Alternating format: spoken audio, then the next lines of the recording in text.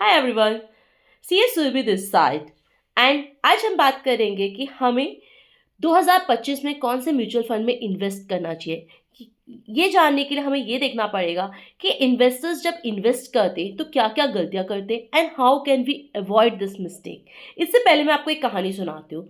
Mister Peter Lynch, ये investment की दुनिया में बहुत बड़ा नाम है। ठीक है, इन्होंने 1977 में $4 बिलियन इन्वेस्ट किया था एंड 1990 में 13 सालों में ये पैसा भर के $14 बिलियन हो गया था। ठीक है, इन्होंने 29.22% का रिटर्न गेन किया था। और अचंभे वाली बात इसलिए भी है कि उस पीरियड में कोई और पर्सन इसके आसपास भी नहीं आ पाया था या फिर लोगों को लॉस हुए थे। एंड उसका मेजर रीज़न ये था कि 1980 में हुआ ये था कि ये स्टॉक ने 80% रिटर्न दिया था। जब लोगों को पता चला, people started investing in this stock. और 1981 में ये पोर्टफोलियो इंडेक्स भी मैच नहीं कर पाया था। ठीक है, और लोगों ने पैसा विड्रॉ करना स्टार्ट कर दिया। मतलब लोग पैनिक हो जाते हैं जैसे ही मार्केट बढ़ता है या मार्केट नीचे जाता है।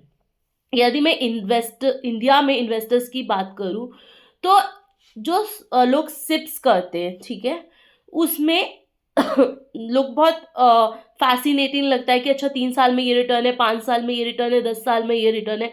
बट एवरेज इन्वेस्टमेंट का पीरियड जो इंडियन इन्वेस्टर का, दैट इज 2.4 ईयर्स।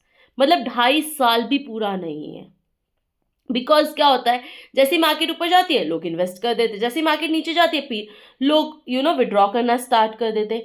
पिछले 2 साल में मार्केट ने बहुत अपवर्ड ट्रेंड शो किया है, जिसकी वजह से हर इन्वेस्टर का बहुत अच्छा पोर्टफोलियो बना है या फिर बहुत अच्छे रिटर्न्स आए and everyone thinks he is a hero. But नहीं। और अभी पिछले 2 महीनों में जैसे ही मार्केट रिटर्न नीचे जाने लग गया, लोग पैसा विड्रॉ करने लग गए। तो लोग जो है ना, वो न्यूज से, सेंटीमेंट से विड्रॉ एंड इन्वेस्ट करते हैं, which is the you should not get panic with the situation. ठीक है, इसमें सिर्फ और सिर्फ जो मेरा एक्सपीरियंस कहता है ना, वो ये है कि वो क्या मैटर करता है इज द कंसिस्टेंसी। यदि आप कंसिस्टेंटली 5-10 साल तक इन्वेस्ट करते जाओगे तो जो रिटर्न आपको मिलेगा ना, वो आपके लिए भी एक अनबिलीवेबल नंबर होगा। ठीक है, इसलिए आपको जब भी इन्वेस्ट करना है, ठीक है, शॉर्ट टर्म पीरियड के लिए नहीं करना। And now I am going to tell you कि लोग क्या मिस्टेक करते हैं। ठीक है, सबसे पहले वो फोकस करते हैं पास्ट परफॉर्मेंस पे। And past performance is not always a reflective or indicative of future performance. Even जब हम म्यूचुअल फंड जब हम बाय करते हैं तो ये वाली वार्निंग लिखी भी होती है। इसका मैं एग्जांपल देती हूँ। 2018 में HSBC बैंक का मिड कैप फंड ने टॉप किया था। ठीक है, 2019 में वो नीचे आके 9th बैंक, इसकी रैंकिंग होती है फंड्स की, तो HSBC flexi cap fund 9th number पे आ गया था। 2020 में ये फंड ने सिर्फ 2% का रिटर्न दिया था, जो 2018 में टॉप कर रहा था। ठीक है, and HSBC flexi cap fund 2021 में सबसे लोएस्ट लेवल में था। So which clearly indicates that past performance are not indicative of future performance. Second mistake जो लोग करते हैं, जो मैंने ऑब्जर्व करी है, वो ये करते हैं ओवर डाइवर्सिफिकेशन। ठीक है, आपके 4 बेसिक फंड्स होते हैं। ठीक है, that is large cap, mid cap, flexi cap and small cap. ठीक है, आपको लोग क्या करते हैं, 13-14 फंड्स ले लेते हैं। बट यदि आप लार्ज कैप के ही सिर्फ फंड्स खरीद रहे हो या स्मॉल कैप के खरीद रहे हो, सिर्फ मिड कैप के खरीद रहे हो, मोर और लेस कंपनी सब में इक्वल होती है, बस प्रपोर्शन ऊपर नीचे होता है। ठीक है, तो आपको ये देखना पड़ेगा कि आपको इतने सारे फंड्स नहीं लेने, आपको सिर्फ 3 से 4 फंड्स लेने।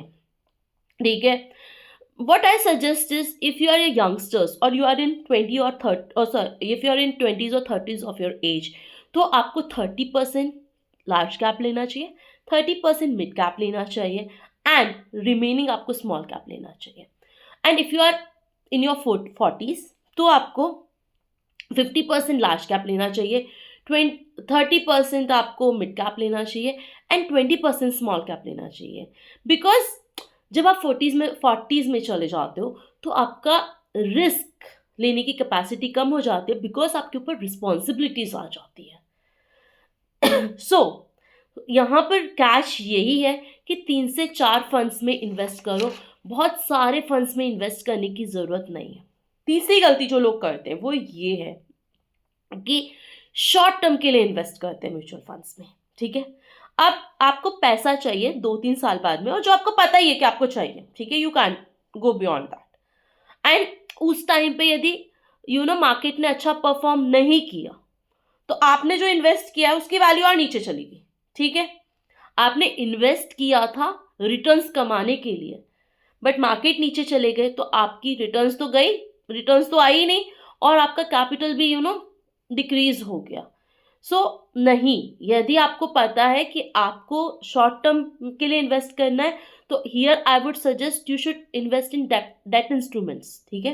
एटलीस्ट आपको पता तो होगा ना, कंसिस्ट आपका वो भी नहीं नीचे नहीं जाएगा, क्या बोलते कैपिटल या जो भी आप अमाउंट इन्वेस्ट कर रहे हो, प्लस आपको एक कंसिस्टेंट रिटर्न तो मिलेगा लाइक 7% और 8%। इसलिए जब भी आपको शॉर्ट टर्म का पता है कि आपको शॉर्ट टर्म में पैसा चाहिए, then don't go for mutual funds, ठीक है। चौथी मिस्टेक जो लोग करते हैं वो ये है कि being very active with A portfolio, ठीक है। मतलब डेली चेक करेंगे कि उनका पोर्टफोलियो कैसे परफॉर्म कर रहा है। जैसे ही मार्केट ऊपर जाएगा दे विल इन्वेस्ट, नीचे जाएगा दे विल लाइक विदड्रॉ, और मतलब every time they are just thinking about their mutual funds, ठीक है। नहीं, here one of the strategy that I suggest is you should be active with your income and passive with your investment. What does I mean by this line is कि आप देखो कि आप किस किस सोर्स से इन्वेस्टमेंट्स किस किस सोर्स से इनकम जनरेट कर सकते हो। फ्रीलैंसिंग कर सकते हो, ट्यूशन्स ले सकते हो, ऑनलाइन क्लासेस प्रोवाइड कर सकते हो, मार्केटिंग कर सकते हो, मतलब बहुत सारे सोर्सेज है जिससे आप अपनी इनकम जनरेट कर सकते हो, ठीक है। एंड इन्वेस्टमेंट आप इंडेक्स फंड में कर दो, एंड वहाँ पे आपका एक फंड मैनेजर होता है जो मैनेज करता है।